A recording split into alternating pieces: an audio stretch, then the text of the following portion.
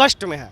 जैसे आप कष्ट में हैं किसी भी तरीके से, वैसे हम भी कष्ट में हैं। हमारे माता पिता धीरे धीरे बूढ़े हो जा रहे हैं। कि शिक्षा विभाग का अपना स्वाभिमान नाम का कोई विषय नहीं है। नीतीश कुमार जी अभी वहीं मिल रहे हैं विधानसभा में जाकर वहां उनसे सवाल पूछने का कोशिश करेंगे। माननीय तेजस्वी जी से भी मेरा एक सवाल है कि आपने चुनावी वादा में कहा था कि पढ़ाई, दवाई, सुनाई, करवाई, तो ये पढ़ाई तो हम लोगों ने पढ़ लिया, सुनवाई डंडे के रूप में होता है, करवाई FIR के रूप में होता है, तो अब हम लोगों को कौन सा ऑप्शन आप छोड़े हैं? एक धोती और एक गंजी के सहारे, चश्मा और हाथ में तिरंगा लेकर के कि बापू हम शर्मिंदा है, बिहार में गद्दार नेता जिंदा है। यही हमारी मांग होगी कि 7वीं चरण प्राथमिक विज्ञप्ति जारी करो।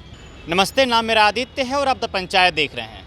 इस वक्त हमारे साथ 2 शिक्षक अभ्यर्थी मौजूद हैं जो कि सीटेट के शिक्षक अभ्यर्थी हैं। ये लोग लगातार कई वर्षों से आंदोलन कर रहे हैं और फिर से आंदोलन करने का प्लान कर रहे हैं। और ये लोग क्या प्लानिंग कर रहे हैं आंदोलन करने के लिए, ये सब बातें इन सब जानने की कोशिश करते हैं और फिर से आंदोलन करने की आवश्यकता इन लोगों को क्यों पड़ी। तो सबसे पहले अनीश जी, आप लोग आंदोलन फिर से करने जा रहे हैं, कब करेंगे, क्यों कर रहे हैं फिर से? सबसे पहले तो आपके प्लेटफॉर्म को धन्यवाद जो हमारी आवाज़ को हमेशा बुलंदियों के साथ उठाते रहते हैं। सबसे पहले आपका धन्यवाद। और हम लोग सरकार से तरहीमान खा चुके हैं, बहुत बार आश्वासन मिला। हाल ही में शिक्षा मंत्री ने बोला कि एक ट्वीट के माध्यम से कि आपकी फरवरी के अंत तक नियमावली जारी कर दे।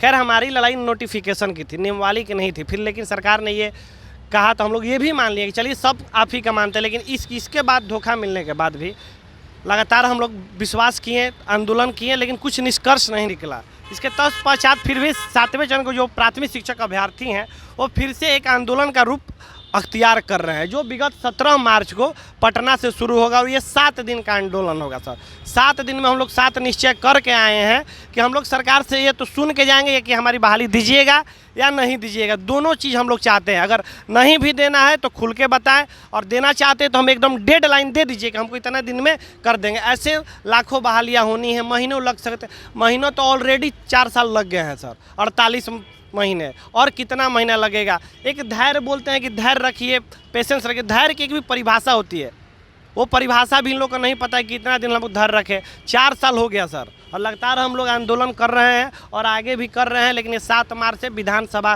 का सत्र चल रहा है। हम लोग कोशिश करेंगे कि नीतीश कुमार जी अभी वहीं मिल रहे हैं विधानसभा में जाकर वहाँ उनसे सवाल पूछने का कोशिश करेंगे। और हमारे प्रशासन वहाँ तक जाने देती है तो भी ठीक है, लेकिन हमारी कोशिश रहेगी कि उनसे डायरेक्ट आँख से आँख मिला के सवाल करेंगे। और मुख्यमंत्री जी और उप मुख्यमंत्री दोनों जी से हाथ जोड़ के हम लोग निवेदन करते हैं कि हमारी मांगें सुनिए। हम लोग कष्ट में हैं, जैसे आप कष्ट में हैं किसी भी तरीके से, वैसे हम भी कष्ट में। हमारे माता पिता धीरे धीरे बूढ़े हो जा रहे हैं, उनके इलाज कराना है, उनके भी तबीयत खराब होते हैं। आप लोगों के पास पैसे हैं, फंड है, लेकिन हमारे पास एक यही स्रोत रहता है, छोटी सी नौकरी।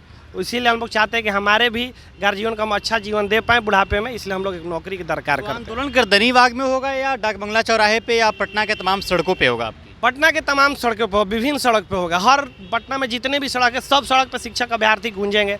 और हमारी संख्या कम से कम 10,000 से ऊपर रहेगी सर। अब ऐसा नहीं बोलेंगे 1,00,000 2 लाख रहेगी, लेकिन 10,000 से ऊपर संख्या रहेगी, निश्चित रहेगी। मिकू पाल जी, लगातार बार बार जो शिक्षा विभाग है अपनी ही बातों से क्यों मुकर जा रही है? देखिए, शिक्षा विभाग का अपना स्वाभिमान नाम का कोई विषय नहीं है। और माननीय मुख्यमंत्री जी जो अभी 15 अगस्त को बोले थे कि 10 लाख नौकरियां के साथ 10 लाख रोजगार देंगे, तो उस पर काम करने की आवश्यकता है, ना कि केवल घोषणा करने की। अगर मान लीजिए कि मैं घोषणा करता हूं कि 10 लाख नौकरी के साथ 10 लाख रोजगार दूंगा और दिन केवल टेलते मैं जा रहा हूं, हो सकता है कि आगे चल करके मैं पलटी मार दूं। तो युवाओं को भविष्य के साथ खिलवाड़ कर रहे हैं, क्योंकि बिहार के सरकारी स्कूल में गरीब गुरबा, वंचित और शोषित और अति पिछड़ा के लोग पढ़ते हैं। और यहाँ बिहार के जो गरीब अभिभावक हैं उनके पास प्राइवेट स्कूल में पढ़ाने के लिए किसी प्रकार का कोई पैसा, रुपया और मतलब सशक्तिकरण नहीं है। तो मैं कहना चाहूँगा कि सबसे ज़्यादा जो शिक्षक बनने के लिए हड़ताल धारण कर सड़क पर बैठे हुए हैं, उनको रोड से बोर्ड पर भेजने के लिए सरकार एक पहल करे। जितनी जल्दी से जल्दी हम लोग रोड से बोर्ड पर जाएं, ताकि बिहार के नौनिहाल को एक भविष्य नए ढांचा में हम लोग समर्पित करें और बिहार का विकास में अपना योगदान दें। माननीय तेजस्वी जी से भी मेरा एक सवाल है कि आपने चुनावी वादा में कहा था कि पढ़ाई, दवाई, सुनाई, करवाई, तो ये पढ़ाई तो हम लोगों ने पढ़ लिया, सुनवाई डंडे के रूप में होता है, करवाई FIR के रूप में होता है, तो अब हम लोगों को कौन सा ऑप्शन आप छोड़े हैं? क्योंकि आप तो गठबंधन में हैं, कहते हैं कि महागठबंधन का सरकार युवाओं को भविष्य के लिए अच्छा हो गया। आप ट्वीट देखते होंगे कि ट्वीट में आया था कि इस बार का होली युवाओं के लिए फीका नहीं जाएगी। क्या हमारे लिए होली, क्या दिवाली, हमारे लिए तो सब एक ही दिन बीतता है। जिस प्रकार से मांसाहारी जानवर को मांस को काटा जाता है और उसको बोटी बोटी को नोच कर खाया जाता है, वैसे ही शिक्षक अभ्यर्थियों के लिए पूरे बिहार के राजनेता, चाहे वो बीजेपी हो, चाहे आरजेडी हो, चाहे जेडीयू हो, सब मिल करके लूटा है। हमारे पे किसी का भरोसा नहीं रहा है। हम एक ही चीज़ चाहते हैं कि बिहार को स्वाभिमान के साथ किसी प्रकार का समझौता नहीं है। इसलिए महाधरना प्रदर्शन 17 मार्च को हम लोग रखे हैं और वो गांधीवादी तरीका से बगैर पैर में जूता चप्पल को, एक धोती और एक गंजी के सहारे, चश्मा और हाथ में तिरंगा लेकर के कि बापू हम शर्मिंदा है, बिहार में गद्दार नेता जिंदा है, यही हमारी मांग होगी कि 7वीं चरण प्राथमिक विज्ञप्ति जारी करो। तो पूरी गांधीवादी तरीके से आप लोग की आंदोलन होगी? जी बिल्कुल, पूरे गांधीवादी तरीक़ा से। और हम लोग याद दिलाना भी चाहेंगे कि यदि हम लोग गांधीवादी तरीक़े से अपनी मांग रखते हैं तो कहीं ना कहीं ये ना समझो कि हम लोग भगत सिंह के देश में नहीं रखते हैं, क्योंकि हमारे लिए आदरणीय वो भी रहे हैं, हमारा आदर्श वही भी है। लेकिन हम लोग मांग शुरू हम लोग गांधीवादी तरीक़ा से करेंगे, हाथ जोड़ करके कि भैया आप हमारे अभिभावक हैं, बिहार के भविष्य और बिहार के नव निहाल के लिए कम से कम कुछ कुर्बानी दीजिए। ये आपका मतलब अपने घर से पेमेंट नहीं आता है, नहीं जाता, ये जनता का पैसा है और जनता पे ही कुर्बान कीजिए और जनता का सहानुभूति लीजिए और बिहार का विकास में योगदान दीजिए। गांधीवादी तरीके से एसटीईटी के शिक्षक अभ्यर्थी भी वो लोग भी आंदोलन करके वहाँ से पटना में पहुंचे हुए, तो उन लोगों के साथ भी कुछ नहीं हुआ? देखिए, सरकार की एक नीति है कि फुट डालो और शासन करो। स्टेट वाले हमारे भाई के साथ दिक्कत यह है कि मेरिट और नॉन मेरिट के झमेला आपस में ही है। ये यदि मैटर साफ हो जाए, सबसे बड़ी चीज़ यह है कि देखिए, नियोजन निकाय तय करे कि क्या मेरिट होगी, क्या नहीं मेरिट होगी। बिहार के जितने भी युवा हैं, सबसे पहले ये समझ लें कि हमारा एक ही जाति है, बेरोजगारी और लाचारी।